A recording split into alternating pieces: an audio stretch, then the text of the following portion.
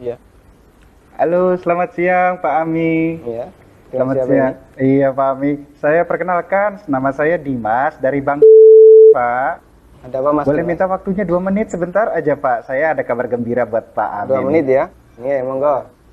Begini Pak, ceritanya saya ingin menawarkan ada produk kami yang terbaru, Red Card Platinum kami untuk Bapak. Kebetulan Bapak yang terpilih jadi calon nasabah kami. Cashback, melakukan pencairan dana tunai 30 juta, 2 hari Pak pencairannya. Gimana Pak? Bapak tertarik? Apalagi ini belum ada bebasan annual fee tahunannya Baik, Pak. baik.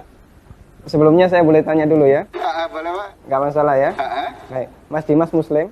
Saya, iya Pak, betul Pak. Muslim ya? Alhamdulillah ya. Kita sama-sama Muslim. Iya Pak. Mas Dimas pernah dengar nggak tentang riba? Iya, pernah dengar. dengar ya? Iya, Pernah kebayang bahaya riba nggak? bahaya riba, iya tahu Pak. Mungkin pernah dengar hadisnya atau ayat Qur'annya? Pak, Pernah. tapi Pak, Abi bagaimana? Masih tertarik Pak dengan kartu kredit platinum kami Pak? Nanti kita lanjutkan. Saya boleh cerita dulu? Ya, boleh, boleh. Jadi gini Mas Dimas. Coba Mas Dimas bayangkan kalau ada orang yang berzina sama ibunya. Kira-kira respon masyarakat gimana? Semua orang sepakat jelek ya. Gimana? Maksudnya gimana Pak? Kalau misalnya ada orang yang berzina sama ibunya, semua orang akan menganggap dia melakukan perbuatan yang maksiat. Ya bejat itu Pak. Wah, bejat sekali ya. Bejat Pak. Baik, kita sama-sama sepakat untuk itu. Iya. Begini, Nabi SAW menyebut bahwasanya riba itu ada 73 pintu. Pintu yang paling ringan, kata Nabi SAW, dosa riba itu seperti berzina sama ibunya, Mas. Itu nilai dosa riba yang paling ringan. Coba kalau Anda tadi tawarkan 30 juta, itu berapa nilai ribanya?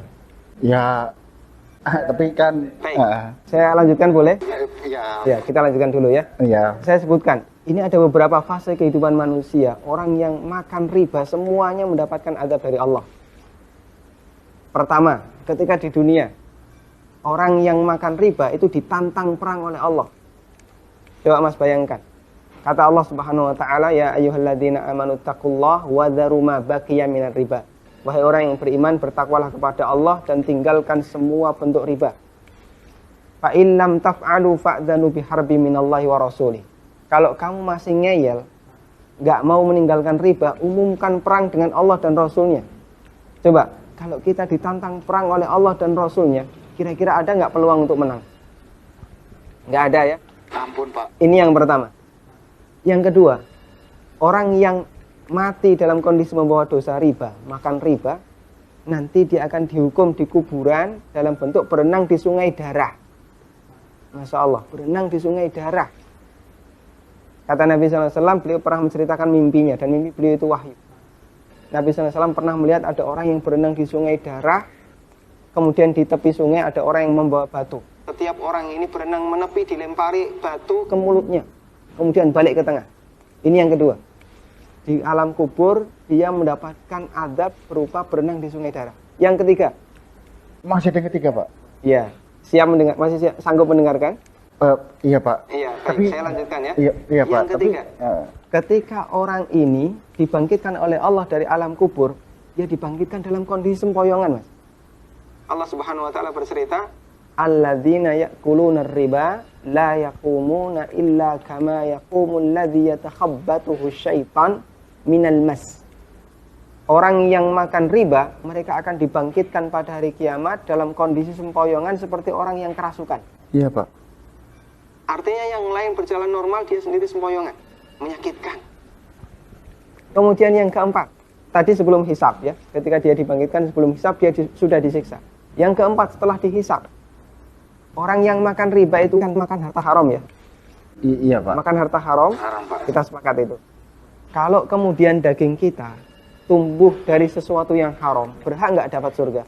Enggak Pak. Layak nggak dapat surga? Enggak Pak. Sementara tempat di akhirat cuma ada dua pilihan. Kalau nggak surga, Neraka Pak. maka kata Nabi SAW, kullu lahmin nabata bin suhtin, setiap daging yang tumbuh dari sesuatu yang haram, kata beliau, annar aulabi. Iya Pak. Neraka lebih layak baginya. Coba Mas Dimas bisa perhatikan, dalam 4 fase kehidupan orang yang makan riba itu semuanya sengsara. Ketika masih hidup di dunia, dia ditantang perang oleh Allah.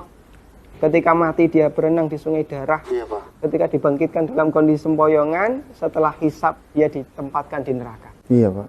Masya Allah. Masih ada tawaran yang lain? Ampun, Pak. Masih dilanjutkan? Ampun, Pak. Mas Dimas bisa renungkan Iya, Pak.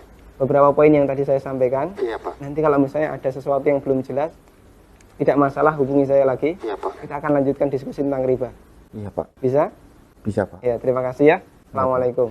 Waalaikumsalam.